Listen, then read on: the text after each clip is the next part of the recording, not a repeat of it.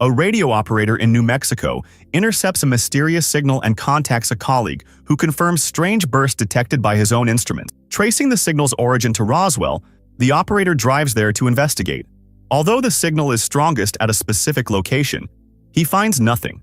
Suddenly, his dog reacts aggressively to something invisible.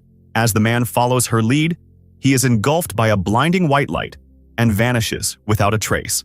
In 2003, at a remote research center in Antarctica, scientists discover a mysterious object buried several meters beneath the permafrost. With no clue what it is or how to handle it, they decide to reach out to NASA for assistance. At the University of California, Professor Julian Rome gives a lecture on cryptology, highlighting the emotional and communicative power of language, and pointing out that animals often communicate without speech. During the talk, a student flirts with him openly. Afterward, Julian is called in by the university's chancellor, the acclaimed scientist Beckham. Expecting a reprimand about the student, Julian is instead informed of a strange object found beneath the Antarctic ice, recently detected by a NASA satellite. The object is around 6 meters long and 3 meters wide, and it's emitting a radio signal. A spectrogram of the signal is handed to Julian, the university's top cryptography expert.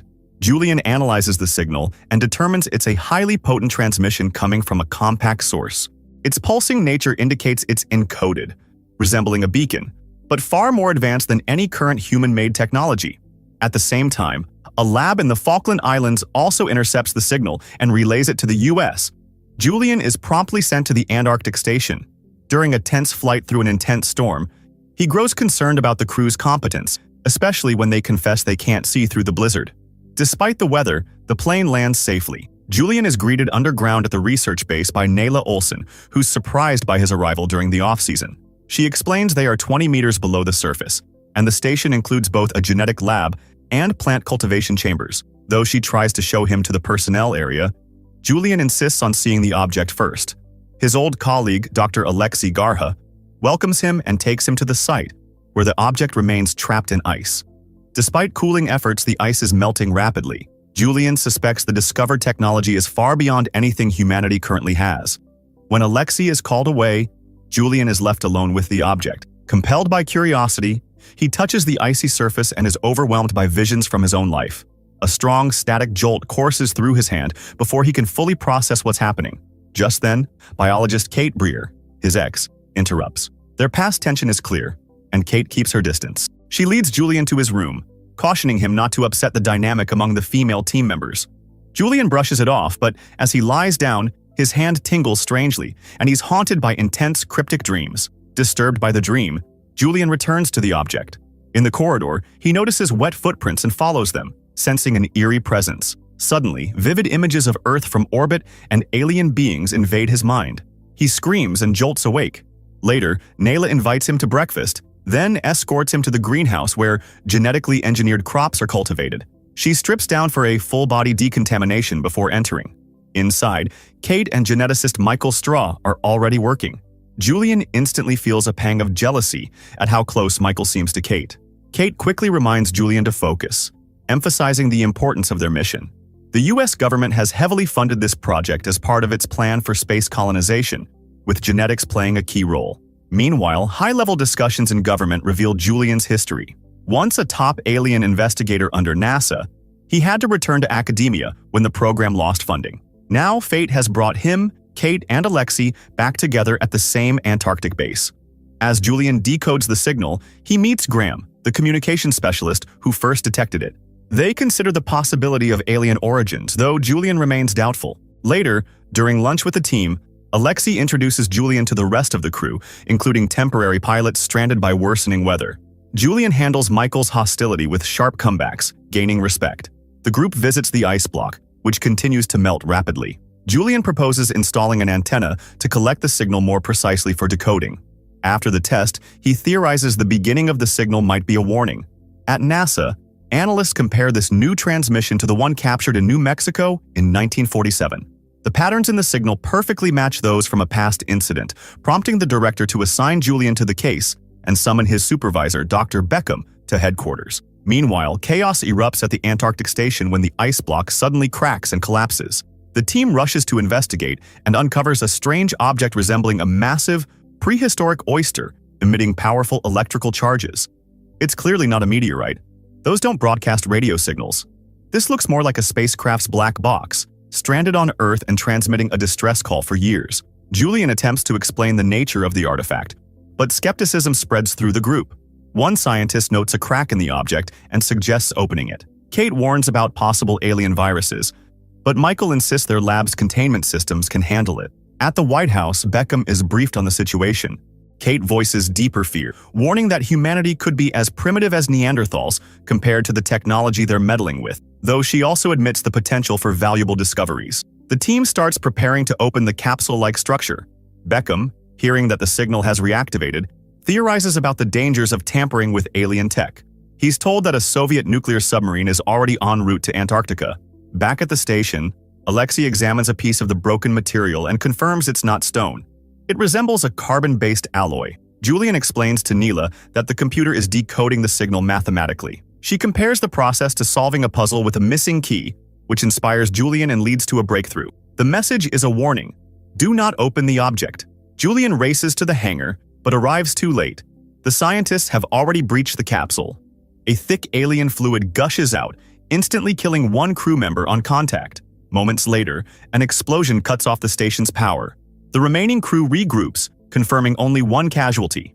Julian and Kate, armed with flashlights, investigate the capsule and spot an alien form inside. Soon after, a woman becomes violently ill and dies, followed by others, suggesting a deadly virus has been unleashed. At the White House, the Russian submarine commander confirms that the vessel is ready to launch multiple warheads at the station to neutralize any threat. Back in Antarctica, the survivors observe the alien through cameras and deduce that the virus attacks from within. They send a distress call, but the storm likely blocks its transmission. Facing the grim possibility that they are also infected, the group realizes evacuation may no longer be an option. Still, they cling to a shred of hope. Some may be immune, since not everyone dies immediately. Julian recommends shutting down the plantations to fully secure the hangar, but Michael firmly rejects the plan. As the group argues, the alien suddenly disappears. Julian takes the lead, instructing everyone to find weapons, cut power to the plantations, and turn on the emergency lights in the auxiliary sections. The team reacts differently. Michael descends into panic, while Alexei urges them to consider not what they'll do if they find the alien, but what the alien might do to them. Julian eventually locates the alien hiding behind a crate and tries to coax it out peacefully, assuring it he means no harm. The alien steps into view and communicates telepathically with Julian, sharing the story of its arrival on Earth. Before more can be revealed, the rest of the group spots them. One man, overwhelmed by fear, opens fire and kills the alien, which disintegrates. Julian says he felt the alien's fear. They finally re-establish contact with the mainland and report that only 7 crew members are still alive and appear uninfected. Beckham then discloses that the object is a survival capsule, like the one that crashed in Roswell. That earlier capsule sent out a distress signal, and scientists found that the aliens carried a virus powerful enough to destroy life in the solar system. Though the aliens were unaware of the virus, it had already wiped out life on Mars. On Earth, they had chosen not to leave their ship to avoid spreading it, even though they wanted to communicate. The only remaining option now is to sterilize the entire station. Beckham informs Julian that a submarine is already on its way. Michael panics and demands to leave Antarctica, but the others understand the catastrophic risk. Julian proposes blood tests for everyone to detect signs of infection. As the submarine nears its firing range, the crew still assumes it's a drill. At the station, test results show their cells look healthy, but the threat of an invisible virus still looms. Tensions flare. Michael insists on escape, while Julian warns of the danger. A fight breaks out and a pilot supporting Michael is disarmed. Julian and Kate recode the entry locks. Meanwhile, the submarine crew receives final orders to launch. With only minutes left, Michael and the pilot secretly plan their escape through a hidden exit. Armed with improvised weapons, they overpower their guard, injure Alexei and Kate, kill several others, and flee. Kate reveals another exit through the plantations, prompting Julian to pursue the escapees. Meanwhile, the submarine reaches optimal depth and launches its missiles. As Michael and the pilot run through the plantations, they notice the plants withering, proving the virus is fatal even to them. The pilot refuses to go further, so Michael kills him and keeps running, with Julian in close pursuit.